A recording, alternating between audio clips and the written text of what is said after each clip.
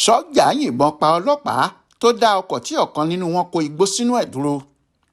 Ọkùnrin agbófinró kan Ahmed Ali ti ṣe bẹ́ẹ̀ kí ayé pọ̀ dìgbò ṣe lẹ́yìn táwọn sọ́jà kan nílùú Benin nípínlẹ̀ Borno yìnbọn fún un nítorí pé òun àtàwọn ikọ̀ rẹ̀ dá sọ́jà kan dúró lásìkò tó ń fi mọ́tò kó igbó lọ.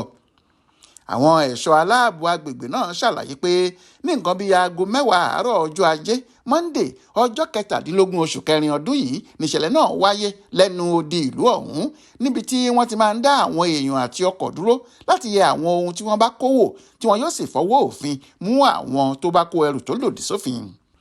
Ọ̀kan nínú àwọn ẹ̀ṣọ́ aláàbò agbègbè ibẹ̀ tí kò fẹ́ kí wọ́n dárúkọ òun sọ pé ọkùnrin sọ́jà ọ̀hún tó wa ọkọ̀ Acura Sport alọ́wọ́ eérú kan tí nọ́mbà rẹ̀ jẹ́ FKJ 761AR kọ̀ láti dúró ní àbáwọlé ìlú ọ̀hún nígbà táwọn ọlọ́pàá dá a dúró. Ohun tó mú un tí kò fi dúró ló jẹ́ kí ikọ̀ àwọn agbófinró Keystone yìí yìnbọn sí táyà ọkọ̀ rẹ̀, èyí sì mú kí ọkọ̀ náà dúró sí i lójijì. Sọ́jà tó fi ọkọ̀ gbé igbó ọ̀hún Sergeant U. Joseph pẹ̀lú àwọn yòókù rẹ̀ gbìyànjú láti dá àwọn ikọ̀ ọlọ́pàá náà dúró pé kí wọ́n má mú mọ́tò àwọn kí wọ́n má sì gbé e dé àgọ́ wọn. Lásìkò tí Sergeant Ali ń gbìyànjú láti wa ọkọ̀ náà lọ sí tẹ̀sán ọlọ́pàá làwọn sọ́jà yìí yìnbọn pa.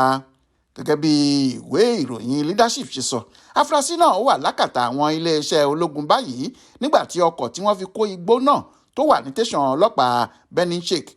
Ọ̀kan nínú àwọn sọ́jà ọ̀hún ṣàlàyé pé kì í ṣe pé àwọn fẹ́ pa ọkùnrin ọlọ́pàá ọ̀hún ó ní àṣìṣe ni ìbọn tó bá a tó fi kú jẹ́.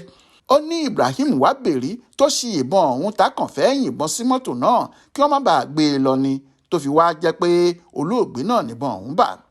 Ó fi kún un pé sọ́jà tí wọ́n fẹ̀sùn kàn ọ̀hún ti wà níbi tó ti ń káwọ́ pọ̀nyìn rojọ́, bẹ́ẹ̀ ni ìwádìí sì ń lọ lọ́wọ́ lórí ìṣẹ̀lẹ̀ ọ̀hún. Monísọ́lá Sàká ló ṣàkójọpọ̀ ìròyìn ọ̀hún fún Aláròyé online television.